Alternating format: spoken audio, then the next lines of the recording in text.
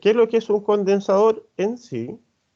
Son, eh, pueden ser dos placas, en general pueden ser dos cuerpos cualesquiera. Fíjense, esta acá a la derecha es como un esquema general de un condensador. Tiene el que está abajo en azul, tiene una carga más Q y una forma cualquiera, y el que está arriba en rojo tiene una carga menos Q y una forma cualquiera. Entonces, esta configuración de carga acumula energía y se le puede definir una magnitud física conocida como la capacitancia. En general, acá a la izquierda es lo que uno eh, ve como un condensador. Pues estos son condensadores, hay de todas las formas. Y la unidad en el sistema internacional son los faradios, la unidad de capacitancia. También, si se fija, un faradio es un coulomb partido por un volt. Alguien está acá en el chat preguntando algo.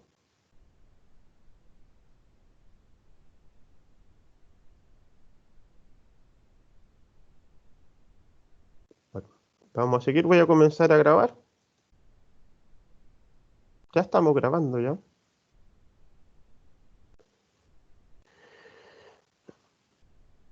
Entonces, fíjense,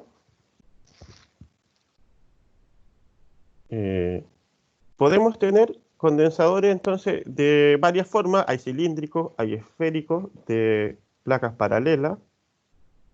Y el primer condensador que uno puede estudiar, digamos, para elegir uno, es el condensador de placas paralelas. Entonces, acá, para determinar la capacitancia, lo primero que uno tiene que hacer es determinar la diferencia de potencial que hay en las placas. Si se fijan, la definición de capacitancia nos dice que es la carga que acumula el condensador dividido por la diferencia de potencial. Entonces, asumimos una cierta carga total máxima que se puede acumular. Entonces, lo que hay que determinar sería la diferencia de potencial que hay entre las placas para una determinada carga. Entonces, acá tenemos, este es un circuito, pero fíjense cuál es el circuito. Es una batería conectada a dos placas paralelas y que están separadas a una distancia d. Entonces, si uno recuerda la ley de Gauss, si uno tiene un plano de carga, el campo eléctrico que produce ese plano de carga es un medio de la densidad de carga superficial dividido por epsilon 0. Entonces, al tener otra placa más y haciendo la suma vectorial, la otra placa aporta con otro medio de sigma epsilon 0. Eso es de la ley de Gauss. Entonces, el campo eléctrico entre medio de las dos placas es igual a la carga total partido por epsilon 0 y dividido por el área del condensador, ya que sigma, la densidad de carga superficial, es la carga total partido por el área de las placas. Entonces, fíjense acá, también sabemos que la diferencia de potencial que hay entre las placas es el campo eléctrico multiplicado por la distancia que separa las placas. Entonces, el campo eléctrico lo tomamos de la ley de Gauss y lo reemplazamos en la diferencia de potencial. Nos queda esta relación, nos queda que la diferencia de potencial es la carga total por la distancia d dividido por epsilon 0 y también por el área. Entonces, lo que nos queda ahora es simplemente en la definición de capacitancia dividir por el voltaje. ¿Sí? El voltaje que encontramos acá al medio de la pantalla. Entonces, al introducir el voltaje en la definición de capacitancia, se nos va a ir la carga. Y nos va a quedar solamente en términos de las propiedades geométricas del condensador y de epsilon 0, la capacitancia del condensador. ¿Sí? Si se fijan, para este condensador de placas paralelas, la capacitancia es epsilon 0 por el área de las placas y dividido por la distancia que separa las placas. Entonces, lo mismo ocurre si uno considera un condensador cilíndrico. Con la ley de Gauss también nosotros encontramos que para un alambre con una densidad de carga lineal lambda, el campo eléctrico alrededor suyo es lambda dividido por 2 pi epsilon 0 partido por R. Entonces, en este condensador cilíndrico, dentro de las placas, dentro del condensador, habría este campo eléctrico. Tendría esta dependencia del campo eléctrico que es lo que uno obtiene con la ley de Gauss. Entonces, nuevamente, para determinar la capacitancia, lo que hay que hacer primero es determinar la diferencia de potencial entre las placas. En este caso, las placas, fíjense, hay un casquete cilíndrico externo con carga menos Q, y adentro hay un cilindro, que es lo que estamos considerando como un alambre de radio A, y el casquete cilíndrico externo tiene un radio B, y un espesor que es muy delgado, que no lo vamos a considerar. ¿Sí? Acá se piensa que no tendría espesor este casquete cilíndrico. Y aparte hay un largo L del condensador. Entonces, para calcular la capacitancia, uno asume la carga máxima como Q mayúscula y se determina la diferencia de potencial. Y para eso usamos la definición. La diferencia de potencial que hay entre el punto A y B, entonces es la diferencia de potencial entre B y A, sería por definición la integral de camino del campo eléctrico de A hasta B, con signo menos. ¿Sí? Ya que hay un producto punto entre el campo eléctrico y el diferencial de camino. Entonces uno elige un camino paralelo de tal forma que al desarrollar el producto punto, uno ponga el módulo del campo, el módulo del diferencial del camino y que ambos sean paralelos. Entonces acá hay un coseno de 0 que no está escrito y que al final da 1. Y lo que nos queda es reemplazar, fíjense, el campo eléctrico que hay adentro, reemplazarlo en la integral. La mayoría de los términos son constantes. Si fijan, sale el 2 pi epsilon 0 es 2 veces la constante de Coulomb. Aquí hay que acordarse de que la constante de Coulomb es igual a un cuarto de pi epsilon 0. Entonces, un medio de pi epsilon 0 es 2 veces la constante de Coulomb. Es simplemente para refrescar la memoria, nomás que uno lo pone así. Entonces, salen todas las constantes para afuera y nos queda la integral de A hasta B de 1 partido por R integrado en la variable R.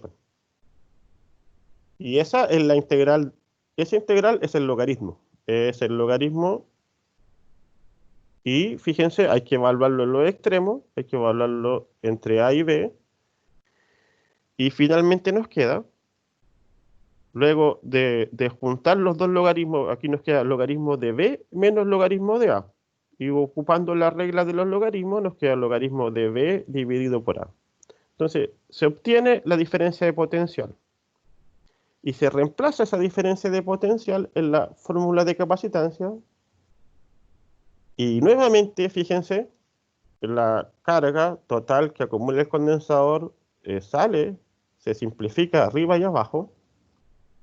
Y nos queda nuevamente solamente en términos de las propiedades geométricas del condensador, la capacitancia. Si se fijan, acá en este segundo ejemplo de condensador, calculamos la capacitancia del condensador y lo hicimos determinando el voltaje que hay entre las placas para una carga Q total dada. Entonces nos queda que la capacitancia para el condensador cilíndrico es el largo del condensador. Entre más largo, más capacitancia va a tener, dividido por 2 veces la constante de Coulomb, y también por el logaritmo de B partido por A. Acá uno tiene que fijarse que esto de positivo, ¿sí? Siempre la capacitancia, para el caso que sea, tiene que dar un número positivo, por definición. ¿Y a qué me refiero? Que el voltaje puede ser más o menos, puede ser más o menos esto, ¿sí? Entonces, uno no considera el signo menos cuando se coloca el voltaje en la capacitancia, porque no tendría sentido hablar de una capacitancia negativa, al menos dentro del contexto de este curso, ¿sí? Y no sé si ya tendrá sentido dentro de algún contexto. Ahora, por eso no va el signo menos, a eso me refiero, ¿sí? Este menos uno no lo pone porque lo que está considerando acá es el valor absoluto del voltaje. Entonces, nos queda también, por ejemplo, la opción de estudiar otras configuraciones, como este caso del condensador esférico, en donde uno sabe que, fíjense, tenemos una esfera de radio A y de carga más Q. Entonces, fuera de la esfera, el campo eléctrico tendría que ser igual a la constante de Coulomb por la carga dividido por el radio, por la distancia al cuadrado, el R al cuadrado, ¿sí? Entonces, eso sería para valores de R que están entre A y B. La otra placa del condensador en este caso es un casquete esférico con carga menos Q.